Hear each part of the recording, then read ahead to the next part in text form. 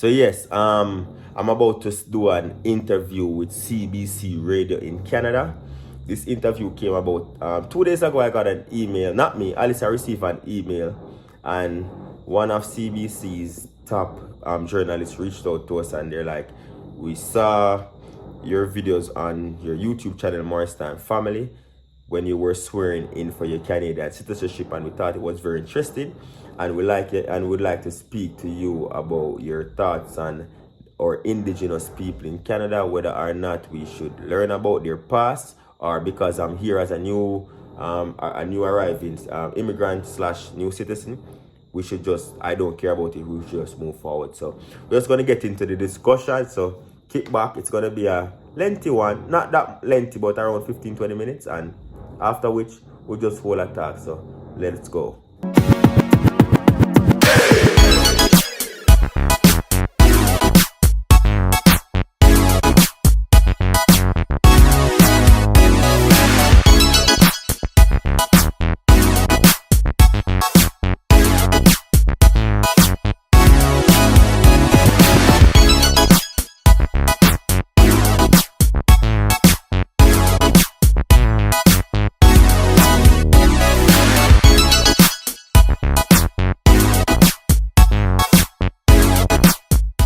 Hello. Adrian. Yes, hello, good morning. Hey, good morning. How are you? Good. How are you? I'm great. I'm glad to be hearing you so clearly. Nice. Happy you can hear me. Could I go ahead? Is it okay to call you Blair? Yes, you can. And if you want, you can. Although I already am enjoying the background just out of the window there. It's like a beautiful sunny day. Okay. No. You don't need to close it, because what I'm going to tell you is we can. What I was going to say is we can turn our cameras off. Okay. And then that way, there's some idea that if you turn the cameras off, then more of the computer's power is dedicated to just the audio. You know what I mean? Okay, I understand. But it's nice to see you. But so I'm gonna just turn the camera off, though, right? Okay, no problem. Yeah, you do it too. There we go. Thank you. Where are you in Jamaica? Yes, I'm currently on vacation, trying to get some things in place to give the family a Jamaican summer this year. No, oh, really? You're gonna take the whole family up for the whole summer? Yes, so I just came down before time because my son is still in school, so I'm just here to get stuff organized. So once they're here, they're okay and good to go. Oh my gosh! So where are you in Jamaica? I'm from Manchester. Manchester. Okay. Yes. I was there a couple of years ago. I went to Mandeville. So that's the main town where I'm from. Like close to my community. I'm from a small community called Shudley Housing Scheme, and Mandeville is like 20 minutes away from there. So you were pretty close too. No way. Yeah. Yes. Yeah, it was a pretty cool sort of like, central, like it was good to be sort of in the interior part of Yes. Jamaica. It's not that of Ocho Rios or a Montego Bay or Kingston City. It's more so laid back every day, more so congested because it's like a small community, small town. Yeah. Yeah. It was fun though. I liked it. So just to give you an idea, I think I explained it in the email, but basically I'm just looking at this idea of how new Canadians approach sort of the concept of Canada's, or of reconciliation and of Canada's colonial past, right? Yes. And because this survey sort of, I think one of the assumptions Yes. that some people might have is that, well, listen, I'm a new Canadian. I just got here. Canada's past has nothing to do with me. I'm just trying to start a life in a new country. So I'm, looking forward. But as it turns out, this survey revealed that, in fact, new Canadians are just as likely as other Canadians to be concerned with Canada's past and to want to right the wrongs of history. And there are a number of reasons for that. And so I'm looking to talk to people who are new Canadians. And just because you have just recently gone through the citizenship oath, Yes. and in that oath, it does talk about, the importance of recognizing, Canada's Indigenous community. I thought it'd just be perfect to talk to you. Yes, definitely. Where I stand with everything, my first Now Real. listen, so you know what I should do though? It sounds like we're about to get into it. Do you mind if I start recording? That's fine. That's fine. That's fine. Yeah. Yeah. So another thing though is just I'm a bit of a stickler for audio. Do you think, because I can't see you now, do you think that you can move a little closer to your computer or move your computer closer to you? The closer you are to the microphone, the better the sound quality. And because I can't see you, I won't be like looking up your nose or anything. You know what I Okay. mean? No Just worries. bring No worries. Are you able to hear me more now? Hello? Yeah, I am. Although I did just get a bit of a digital, glitch there. I'm sure that will pass. But are you? So let me just hear you say ABC 1 2 3. ABC 1 2 3. Can you get it? Can you get it closer? All right. I'm gonna attach my earpiece and see if that works best. Well, okay. Yeah. The earpiece might mess it up. We could try the earpiece, but then cause that was pretty good. Okay. Are you hearing me clearly now? Yeah, that's good. Because I'm using my earphones right now. Okay. And then I think that your voice is still being captured by the computer's microphone. Okay. But that's great. So just all I'm saying is that the closer you are to basically the screen of your computer, the better the audio sounds. Okay. I'm good now, right? ABC 1 2 3. Yeah, you sound good. You sound great. Okay. So I'm going to start recording. Yes, fine. This meeting is being recorded. There you go. So can I get you to introduce yourself? Who are you and where are you originally from? Yes, so first and foremost, good morning and thank you very much for having me. My name is Adrian Morris. I'm originally from Jamaica, migrated to Canada almost a decade ago. September 7th to be exact will be my 10th year anniversary. Recently became a citizen on February 15th, which is Flags Day, so I'm really excited about that one. And I'm a chef. I came here on a work program, as I said, almost 10 years ago. Started working in small restaurants, fine dining, until I ventured out on YouTube 5 years ago in 2017. Started a channel called Is that how you make your living now? Yes. So before I used to do like 4 or 5 jobs. You know, as a new worker, you're here, you just want to work and do the best for the family back here in Jamaica.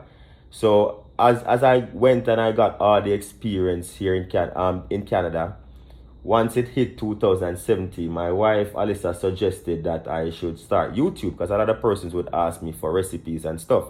But being in the restaurant industry, always hectic, busy, I decided, okay, I'll just do some tutorials here and there on YouTube, and to lo and behold, it blew up. So my main channel is Morris Time Cooking.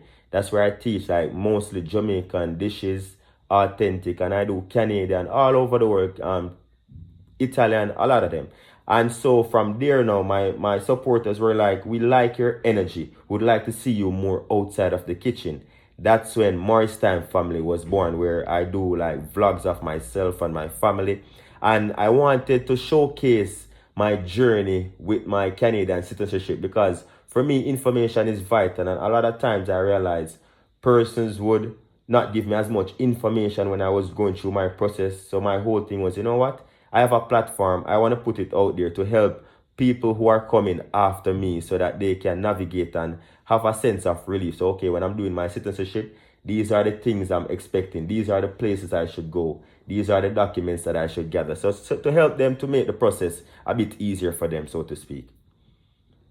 What was it like when you were cutting up your permanent residency card? You know what I mean? And going through all that. I watched your video. You're like, it was very surreal because I never wanted to cut it, but I know in order to move forward, you have to shed some of the past, so to speak. So I asked him if I could tape it up because it's something that I worked so hard for. I was in Canada for about, I was in 2012, 13, 14, 15, 16. So I was in Canada for about 5 years before I became a permanent resident.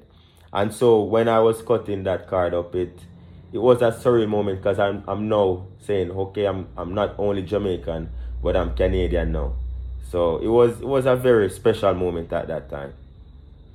Wow. And so, did you come to Canada as a temporary foreign worker? Was that the program you came under? Yes. Okay. I came on a 2-year work visa. Yeah. Right on.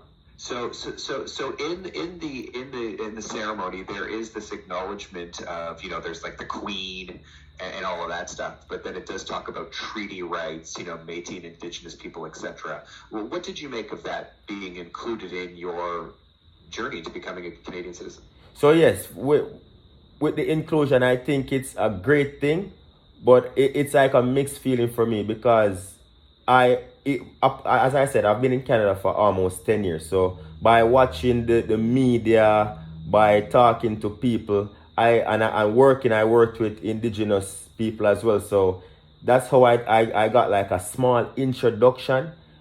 And I feel like my thing is I wish if they have like a system in place where in order to be eligible for citizenship, they should have at least one class monthly that's mandatory that you go to learn about Canada's history. Because coming into a country and you don't know about the past, how are you going to be able to appreciate it? Canada is not only about, okay, I have a passport, I can travel. You want to know about the past so that you can appreciate the present and move forward with a better future. So for me, I think they should do an inclusion where you have like a mandatory that once a month you go to that 1 hour session and you learn the history of Canada, not only just to sit and attest to say, okay, I'm Canadian. Because when I was doing that Canadian citizenship test, it took me about 12 hours to study because I'm the type of person when I'm studying, I can't study like weeks ahead of time. I have to study like the day before an exam, right? So I was just on my couch all morning, all day, going through the entire study guide on YouTube as well as some test questions. And that was when I really got exposed to most of Canada's history. And as I said, I wish if it was a case where I had like a monthly class throughout the course of the wait up to permanent resident, up to citizenship, where you do that and say, okay, I know more so of the past of Canada. So that's something I really think would be great. Not just to say, okay, I sit a test and I become a citizen. Right, yeah. So basically, you did get some exposure to that history. I mean, as you said, you got exposure to the history through your interactions with people. Yes, and by them and through the media and stuff like that. Yeah. Of course. But then when it came to the test, there was some studying there. Yes. But it was minimal. Yeah. At the time, but also it kind of you finished it and then forgot it. In a sense. No, so for me, because I'm coming from Jamaica, like I'm from a family where we grew up very poor, right? So my mom was a domestic helper. She used to go around wash people's clothing with her hands. So that's how she made a living so that we could go to school. So she would oftentimes come home, and I'm not trying to go off topic, just to bring back everything in full circle. She would oftentimes come home and tell us how badly she was treated at work by her bosses and stuff like that. So growing up, I always show respect. I show respect to everyone, but I always have a special place in my heart for the people who society don't deem as worthy, because I was once there and still somewhat go through that throughout my daily life. So for me to say, okay, I'm a Canadian now, I'm going to forget about our Indigenous people. No, I want to learn more, even though I have passed that test, because I would wish if I could interact with them more in my everyday life being in Canada. And I want to pass that knowledge on to my kids because they're born Canadians, and I want them to not only know about my Jamaican roots, but their Canadian roots as well. And you cannot say Canada without make mention of our Indigenous people. Yeah, right on, man. And also, too, this was something that I was hearing from someone else that, yes, many immigrants, come from countries that have their own colonial histories. Yes. Right. And so, and Jamaica, of course, is no different. Yes. And so that you would come from a place where you understand oppression of one group over another. And so that might relate when you're here as well. Most definitely.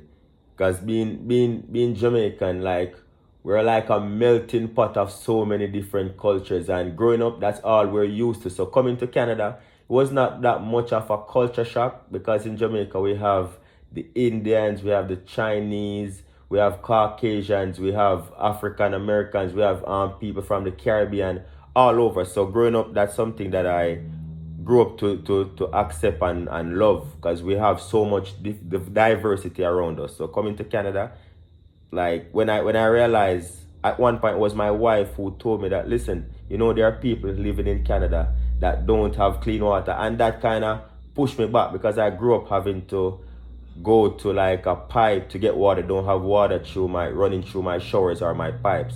When we're trying to flush our bathrooms, we'd have to use like the water that we use to wash our dishes.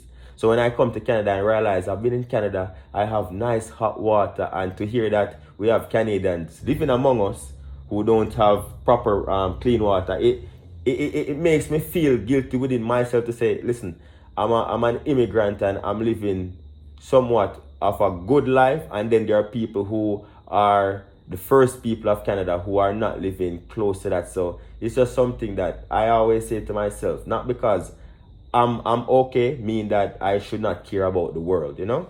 So that's just where I stand where that is concerned too.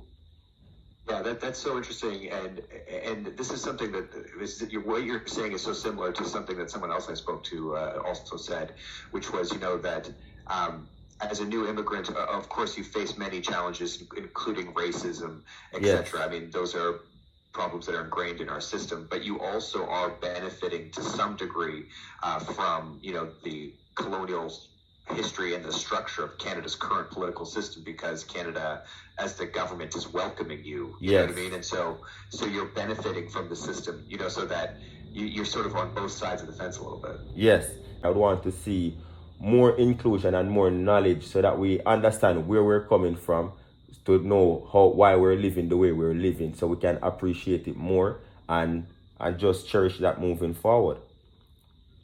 Amazing. All right, listen, we're all finished. This has been an absolute pleasure to talk to you, man. Awesome. Thank you very much for reaching out, and thank you for your time this morning as well. Yeah, it's great. And I'm just gonna use like a little bit. The whole story is only 4 minutes long, but just talking to you helps me sort of understand. And I can send you the radio piece. It's gonna air across Canada on Monday. But I can send you a link, you know, so you can listen to it to wherever you want. Okay. Okay. Thank you very much. And is it okay for me to take bits and pieces to, because as I said, I do like daily vlogs of my life. Is it okay to use bits and pieces on my YouTube? Sure, you do whatever you want. Okay. All right. Thank you very much, and I hope you have a good rest of the day. Thank you very much, and stay safe. You too. All right. Thank you. Bye-bye. Bye. The recording has stopped. CBC's journalist, he reached out to me via email because he saw one of my videos here on Morristown Family. Not one of the videos to get like extreme views, because I wasn't doing those videos for the views. Because if you realize, my channel, the videos that gets the most views are my vlogs, like my Jamaican vlogs. But as I said in the interview, I wanted to document my journey to becoming a Canadian, and you can check out the playlist on the channel, Morris Becoming a Canadian playlist. Check that out. So if you have a family member, anybody new coming to Canada, they can learn from that. You know what I say? And I just do quality work, and you never know who it's going to reach. So just always put your best foot forward. So once again, big up to the CBC team, and thank you for having me this morning. And I hope I represented our Indigenous people well, and I represented you, my supporters, and Morristown Family well. You know what I say? And big up my Morristown cooking people. Them said we see enough love, and just stay safe, man. We're out here in the place in Jamaica. This video won't be out until the radio interview is aired, which is on Monday. What month are we in? May? Monday, June 27th is when this is going to be aired. So when you're seeing this, I'll leave a link in the description that you can go if you want to listen. Which you don't really have to listen, because it was here. I was recording and I got permission that I can send it out, you know. So big up everybody. Just make we live in a love. Let us look out for one another. Not because you are doing well mean that you should just not care about others, you know. And yeah, leave a comment below. Let me know what are your thoughts on this. I really think that there should be like a mandatory once a month. That's a small ask. Once a month, 1 hour class. Whether it be through Zoom or in person, that people who are on their journey to becoming a Canadian citizen should learn about the history of Canada. Because me have a saying, you know, me know where me I go, and because you know why you started and where you started from, so you can only appreciate the now and the future. So once again, you know, big up on yourself. Remember, when you come here, what you see here, before you leave here, like, comment, subscribe, and share. Once again, big up on yourself. Safe travel, Panic, and enough love. Mad.